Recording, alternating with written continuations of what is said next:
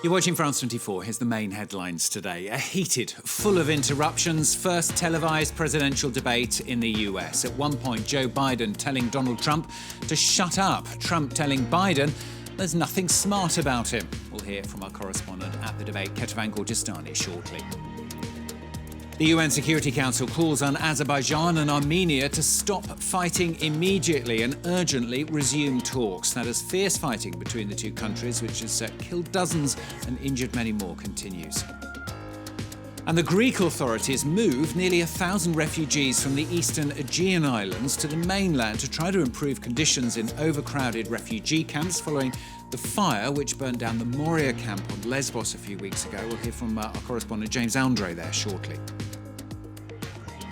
Welcome to you then from the team. We're live from Paris here on France 24. I'm Stuart Norville. Also coming up for you this hour, massive job cuts at Disney's American theme parks as the pandemic strikes at the heart of the entertainment giant's earnings. Stephen will have more in business. And back on the catwalk. After a months-long pause, Paris Fashion Week is back with a Gothic style, stained glass window style, and of course, socially distanced style.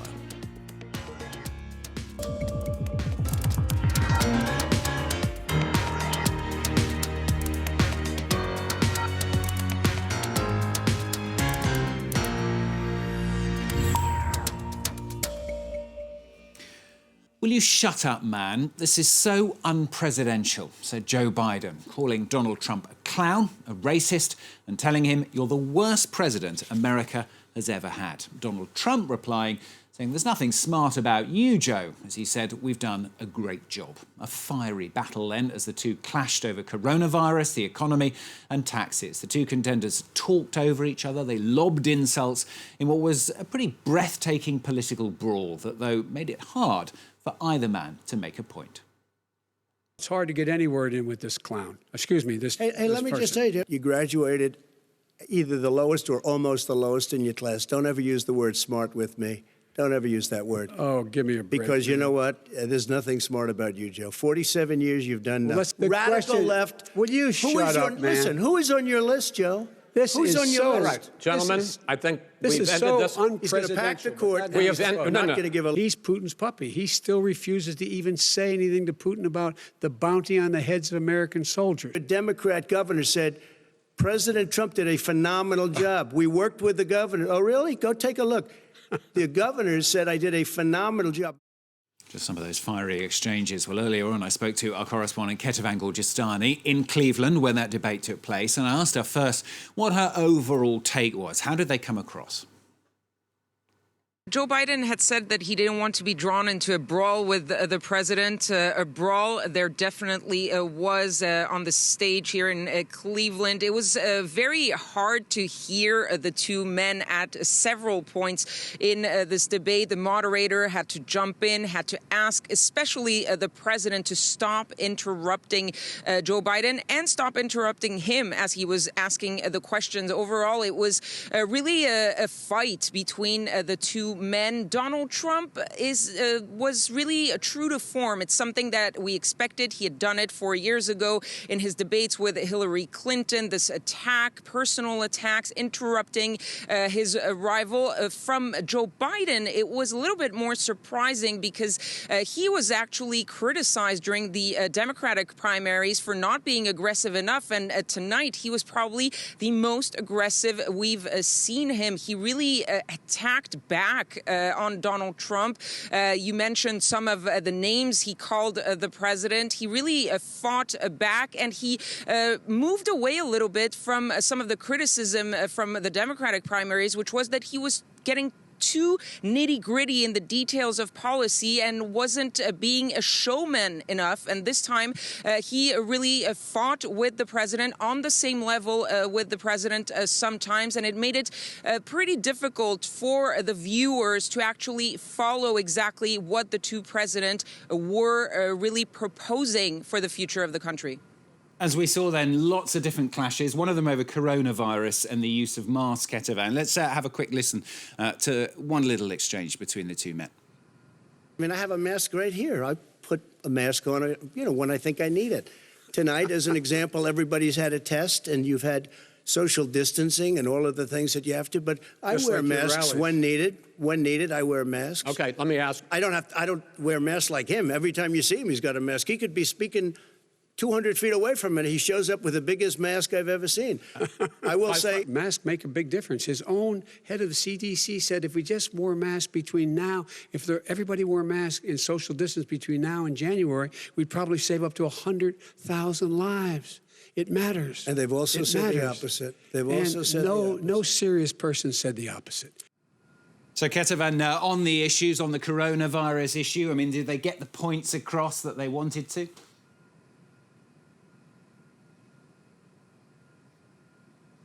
Well, the coronavirus theme was always going to be Joe Biden's best chance at attacking Donald Trump. And he really seemed to seize that moment because that coronavirus segment was probably the segment where he did the best and where President Trump seemed to struggle the most to make his point. There was this powerful moment when Joe Biden looked straight into the camera and said, you at home watching, sitting around your kitchen table and having a seat that is empty next to you. How are you doing with these more than 200,000 deaths? This in reply to the president of the United States, who was continuing on his line that he has handled the coronavirus extremely well. And Joe Biden was making this point because he knows that a majority of Americans disapprove of Donald Trump's handling of the pandemic. So that was probably his best shot of the night. But as far as policies go, it was very complicated to really get either one of the two men to really make a case for what he would do. Joe Biden was attacking Donald Trump, telling him how he would do better, how he would bring America back from the 4 years of Donald Trump. And Donald Trump kept saying what he's been saying for months now, which is that the country is doing great under his leadership and that Joe Biden had 47 years to do what he is promising to do now, and attacking Joe Biden for what happened during the Obama administration. But otherwise, neither one of the two men really focused on some details of policy, and that might be something that both really had a problem on and couldn't get their points across for those voters who care about the actual policy and not seeing these two men fight. And finally then, Ketavan, I mean, heated, it was boisterous, but how much does this actually matter? And people have already started to vote. Have they already made their minds up anyway?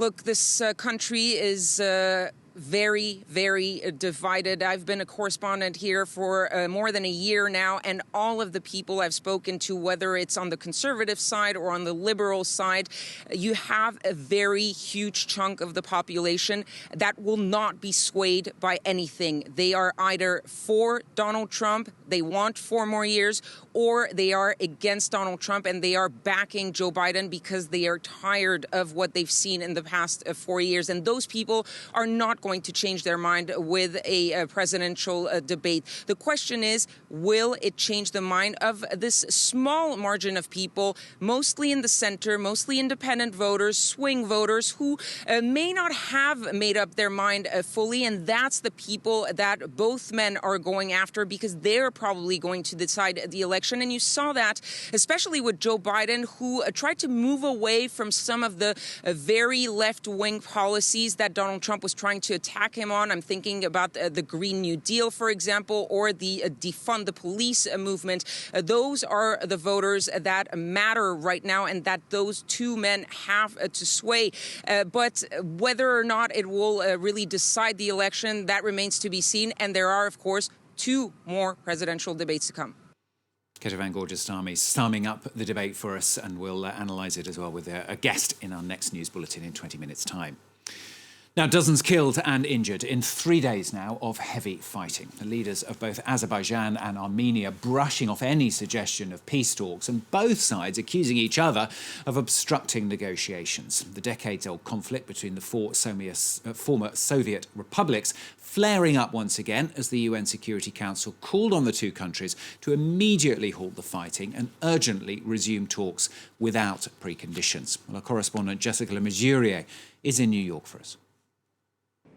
UN Security Council members are in agreement for once. They issued a statement following their emergency meeting on Nagorno-Karabakh, calling unanimously for an immediate ceasefire and a negotiated settlement. Well, there is grave concern within the Security Council and here at the UN about the situation. This is the worst fighting the breakaway region has seen since a peace deal was negotiated between Armenia and Azerbaijan back in 1994.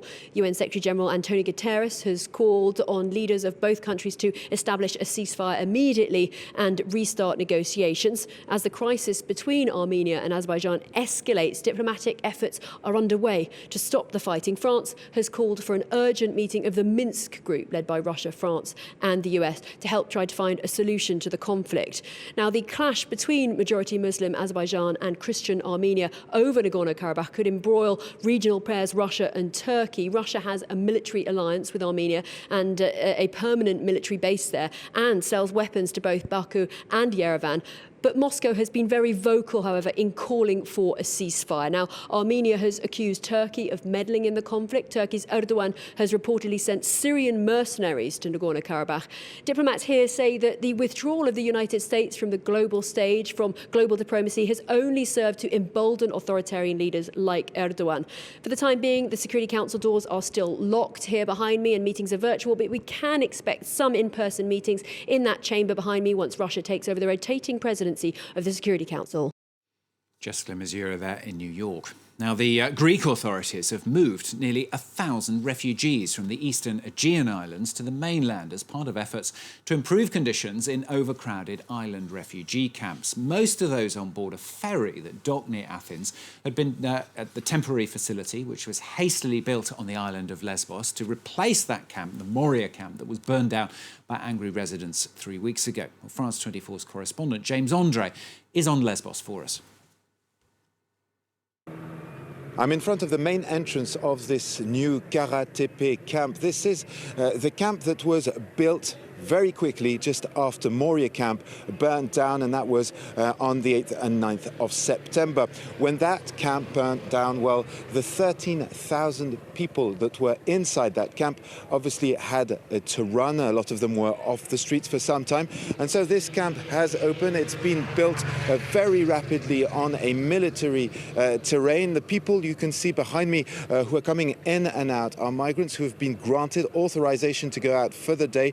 They're allowed, 1,000 of them are allowed to go out. There are about 10,000 people in this camp, and of course there are a lot of problems. This is very much a makeshift camp for the time being. There are problems with water. Water has to be brought into the camp in tankers. There's no connection to the main water grid. Of course, that is problematic. We spoke to some migrants in the former Moria camp. They'd gone to pick up some of their belongings there in the rubble of that camp, clothes for children in this specific case. And this lady was telling us, she was from Afghanistan, that the conditions inside here were very difficult, with only one meal a day, with very few showers. There's very difficult to clean yourself, very big problems for sanitation as well.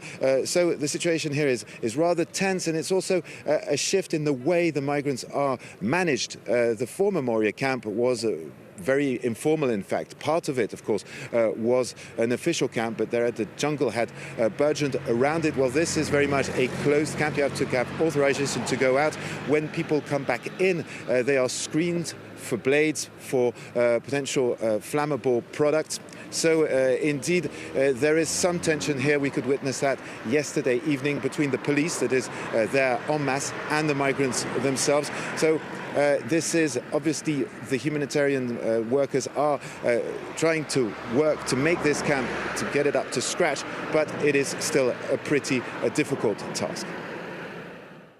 James Andre there on Lesbos. Now, after Marseille and Guadeloupe, is Paris next? The city appears to be on the verge of being placed on the maximum alert over coronavirus. Now, that would lead to a number of new restrictions, including the temporary closure of bars and restaurants. It comes as the number of new cases is on the rise here, particularly among the elderly. Yuka Roya reports. In Paris, there's already some confusion surrounding the 10 p.m. curfew for bars and restaurants imposed by the new coronavirus system. we find bars all close together. People are touching each other's backs and everything is like that. But then suddenly up at 10 p.m. everyone leaves. I don't think that is something that would help the situation right now. But soon, eateries may again be shuttered completely in the French capital.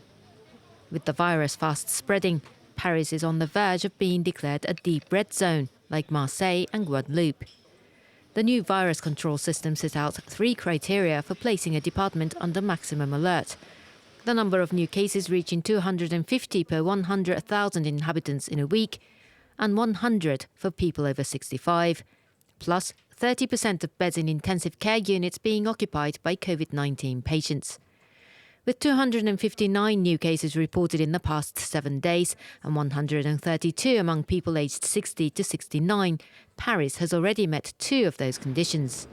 COVID patients' ICU occupancy is also getting dangerously close to the threshold. To appease angry business owners, the Prime Minister and the Finance Minister on Tuesday received representatives of the hospitality sector. The government plans to extend partial unemployment benefits for those affected through the end of the year, but that's not enough for some. In Marseille, several restaurants are already defying the new restrictions, either receiving customers in secret or openly resisting the closure order, despite penalties. Yuka Roy reporting. Now, the models paraded around an art installation of Gothic-style stained glass windows to a live choir performance. Paris Fashion Week getting underway with a major show by Christian Dior, but all, of course, with rather a different, socially distanced catwalk show as the fashion brands very cautiously return to the catwalk after a months-long pause. The theme of the latest Dior collection, make yourself at home. Brian Quinn reports. Fashion Week in Paris, more exclusive than ever, as just 300 masked guests were allowed to attend Tuesday's Dior show instead of the usual 1,000. The first traditional in-person show by a major house in Paris since the spring's coronavirus lockdown was a more muted affair than guests are accustomed to. Je crois que ça perd un petit peu de son panache. C'est sûr que c'est un peu triste. Tout le folklore de la Fashion Week n'existe plus. Les événements, les embrassades. On the catwalk, too, echoes of lockdown, as models showed off a loose, flowing, pajama-esque collection well-suited to spending months indoors. We have more private life, less social life. So our relationship also with the clothes is completely different, because I think that it could be more personal, more in relationship with our body, with our feeling. The evening made complete with the infiltration of an Extinction Rebellion demonstrator, a reminder that the fashion industry produces 10% of all human carbon emissions and is the second largest consumer of the world's water supply. Interesting outfits, at least. Brian Quinn reporting there. If you're just joining us, let's bring you the main news headline. A heated, full of interruptions, first televised presidential debate in the US. At one point, Joe Biden telling Donald Trump to shut up. Trump telling Biden there's nothing smart about him. Talk to a political expert about that in around 10 minutes' time.